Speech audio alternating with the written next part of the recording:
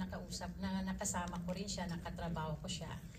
Kinakausap ko rin siya pag nawawala yung focus niya. Sinasabi Distractions kasi yes, no? nakita ko yon sa HKM. Kaya isa din ako, hihilahin siya sa gilid na wag mong gagawin yan. Right. Kasi ang ikakasikat mo, ikakatagal mo sa industriya, ikakagaling mo, ikakaayos ng buhay mo. Tanging ikaw lang yun, tsaka Diyos, Andrea. Okay? Yun lang yun na. Yun lang yun. Basta focus, be professional, huwag kang maging mayabang. Kasi Andrea ako yung sinasabing next superstar. Okay? Kasi pag once iniisip mo yan na ako na yung pinakasikat at ako yung magaling, start yun ang downfall mo. Okay? Kaya be humble, be professional, respect everyone. Tuloy-tuloy mo lang yan. And ako, magsasabi ako sa'yo. Kasi nandun nga kami pamilya, nung down ka, hanggang ngayon pag-angat mo.